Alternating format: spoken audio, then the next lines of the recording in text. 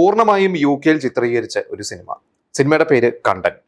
ആ ഒരു സിനിമയുടെ സംവിധായകനാണ് നമ്മുടെ കൂടെ ഉള്ളത്. സംവിധായകൻ മാത്രമല്ല, ഇദ്ദേഹം ഒരു സകലകല വല്ലഭനാണ്. നമുക്ക് ഇദ്ദേഹത്തിന് തന്നെ തുടങ്ങാം. ജിബിൻ അല്ലേ? നമസ്കാരം.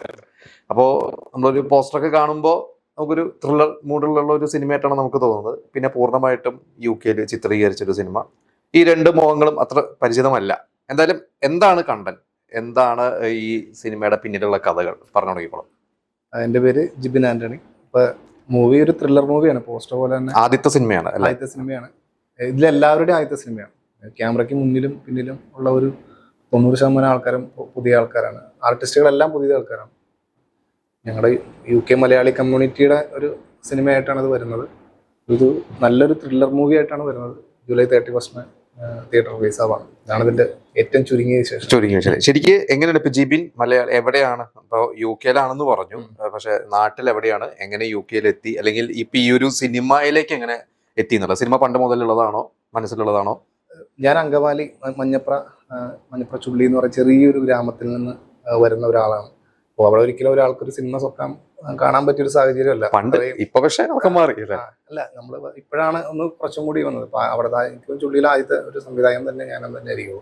അപ്പൊ അവിടുന്ന് എനിക്കിപ്പോൾ അവിടെ നിന്നുകൊണ്ട് ചിലപ്പോൾ ചെയ്യാൻ പറ്റിയെന്ന് വരില്ല. ഞാൻ UK മാറി. ഫാമിലിയുടെ കുറച്ച് ഫിനാൻഷ്യൽ ക്രൈസിസ് വരുമ്പോൾ എല്ലാവരും ഈ മലയാളികൾ പ്രവാസിയായി മാറി. പ്രവാസിയായി. അവിടെ ചെന്ന് കഴിഞ്ഞപ്പോൾ കുറച്ചും കൂടി ഓപ്പർച്യൂണിറ്റീസ് കൂടി. പക്ഷെ നാട്ടിലേക്ക് തുടങ്ങി ഞാൻ ഷോർട്ട് ഫിലിംസും ആൽബം ഇതൊക്കെ ചെയ്യായിരുന്നു. ഞാൻ എഡിറ്ററും ഗ്രാഫിക് ഡിസൈനിങ്ങും ഒക്കെ എൻ്റെ പ്രൊഫഷൻ ആയതുകൊണ്ട് ഒരു ടെക്നീഷ്യൻ കൂടിയാണ്. അപ്പൊ ക്യാമറ ഇതൊക്കെ ചെയ്തുള്ള പരിചയമൊക്കെ എൻ്റെ ഷോർട്ട് ഫിലിംസിലൊക്കെ ഇത് തന്നെ ഞാൻ ചെയ്യാറുണ്ട്. പിന്നെ എനിക്ക് എഴുത്തേൻ്റെ ഒരു പാഷനും കൂടിയാണ്. ഞാനത് അവിടെ ചെന്നിട്ടും തുടർന്നു എൻ്റെ ജോലിയുടെ ഇടയിൽ. അപ്പൊ അതിൽ അങ്ങനെ ചെയ്യുന്ന ഒരുപാട് ആൾക്കാർ എൻ്റെ കൂടെ ടീമായിട്ട് കൂടി. ഞങ്ങൾ എന്തുകൊണ്ട് അടുത്ത സിനിമ ചെയ്തുകൂടാ എന്നങ്ങനെ ആഗ്രഹത്തിൽ നിന്ന് ഒരു ടീം ബിൽഡ് ചെയ്ത് സിനിമയിലേക്ക് വന്നതാണ്. എത്ര വർഷം UK എത്തിയിട്ട്? ഞാൻ 3 വർഷമായിട്ട്. 3 വർഷം. അപ്പൊ അവിടെ ചെന്നിട്ടാണ് ഇവരെല്ലാരും പരിചയപ്പെടുന്നു, ഇവരായിട്ടൊക്കെ സൗഹൃദം ഉണ്ടാവുന്നു? അതോ നിങ്ങൾ ഇവിടെ നിന്നുള്ള സുഹൃത്തുക്കളാണോ? അല്ലല്ല, തീർച്ചയായിട്ടും. ഇവിടെ നമ്മൾ ഷോർട്ട് ഫിലിംസ് ചെയ്യുമ്പോൾ അങ്ങനെ ഒരു ടീം ഉണ്ടാക്കും. അത് അടുത്ത ഇവിടെ ഉള്ള ആരെങ്കിലും അവിടെ ഉണ്ടോ? ഇല്ല. അവിടെ ചെന്ന് കഴിഞ്ഞപ്പോൾ എനിക്ക് ഷോർട്ട് ഫിലിം അവിടെ 2ാം മുറിവ് എന്ന് പറഞ്ഞൊരു ഷോർട്ട് ഫിലിം ചെയ്തു. അത് അവിടുത്തെ ലണ്ടൻ ഫിലിം ക്ലബിന്റെ ബെസ്റ്റ് ഡയറക്ടർ അവാർഡ് എനിക്ക് കിട്ടി. അപ്പൊ അത് ഇംഗ്ലീഷുകാരുടെ കുറെ മൂവീസിന്റെ ഒപ്പം മത്സരിച്ചിട്ടാണ് എനിക്ക് കിട്ടിയത് ഷോർട്ട് ഫിലിം. അപ്പൊ അതെനിക്ക് എന്നെ ഇൻട്രൊഡ്യൂസ് ചെയ്യാൻ ഒരു വഴിയായിരുന്നു അത്. അതിലൂടെ എനിക്ക് ആ ടീമിനെ ഒന്നുകൂടി വലുതാക്കാൻ പറ്റി. നെക്സ്റ്റ് പ്രൊജക്ട് എന്നുള്ള രീതി. അതേ ടീമിന്റെ തന്നെയാണ് അതിൽ അഭിനയിച്ച ഒരാൾ ഇതിലുണ്ട്. ഇത് അനൗൺസ് ചെയ്തപ്പോൾ എനിക്ക് ഒരുപാട് സപ്പോർട്ട്. അതായത് UK ഓൾ ഓവർ UK എന്നുള്ള ആൾക്കാർ ഇതിൽ പങ്കെടുത്തിട്ടുണ്ട്. ലണ്ടൻ സൈഡ്, മാഞ്ചസ്റ്റർ സൈഡ്, അതുപോലെ സ്കോട്ട്ലൻഡ്, അങ്ങനെയുള്ള ഓൾ ഓവർ നമ്മൾ കാസ്റ്റിംഗ് കോൾ വെച്ചപ്പോൾ പല സ്ഥലത്തു നിന്നുള്ള ആൾക്കാർ വന്നപ്പോൾ അവരൊക്കെ ഇതിൽ പാർട്ടിസിപ്പേറ്റ് ചെയ്തിട്ടുണ്ട് പല രീതിയിൽ. അപ്പൊ ഞാൻ ചോദിച്ചാൽ ഇതൊരു സിനിമയാക്കാം, ഒരു സിനിമ ചെയ്യാം എന്നുള്ളൊരു തീരുമാനം വരുന്നത് എങ്ങനെയായിരുന്നു?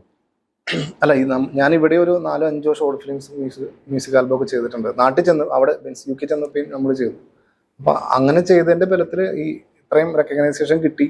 അപ്പൊ എപ്പോഴേലും നമ്മുടെ ഒരു സ്വപ്നമുള്ള മൂവി ചെയ്യുന്നത്. അങ്ങനെ ഞാനത് ഡിസ്കഷൻ നടത്തി. ഇതിൽ ജ്യോതിസ് എന്ന് പറഞ്ഞ ആളെ ഒരു കേന്ദ്ര കഥാപാത്രം ചെയ്തിട്ടുണ്ട്. പുള്ളിയായിട്ട് സംസാരിച്ച് കഴിഞ്ഞപ്പോൾ ഈ ഒരു ത്രെഡ് നമുക്ക് സിനിമയാക്കാൻ പറ്റിയതുണ്ട് എന്നോട് പറഞ്ഞു. നമ്മൾ ആദ്യം ഒരു ത്രെഡ് വെച്ചാണ് സ്റ്റാർട്ട് ചെയ്തത്. അത് എന്നാൽ ഞാൻ എഴുതട്ടെ എന്ന് അവനോട് ചോദിച്ചു കഴിഞ്ഞപ്പോൾ പറഞ്ഞു എഴുതാൻ പറഞ്ഞു. ഞാനതൊരു പകുതി വരെ എഴുതി. പുള്ളിക്ക് കൊടുത്തു കഴിഞ്ഞപ്പോൾ നന്നായിട്ടുണ്ട്, കംപ്ലീറ്റ് ആക്കിക്കോളാം. അപ്പോൾ ഞാൻ പറഞ്ഞു സിനിമയാണ്, നമുക്കിതിന് എക്സ്പെൻസ് ഉണ്ട്, ആ രീതിയിൽ ചെയ്യണമെന്നുണ്ടെങ്കിൽ അങ്ങനെ സിനിമ ആക്കുന്നുണ്ടെങ്കിൽ മാത്രമേ അത് കംപ്ലീറ്റ് ആക്കുള്ളൂ എന്ന് പറഞ്ഞു. റെഡിയാക്കാം, നീ എഴുതാൻ പറഞ്ഞു.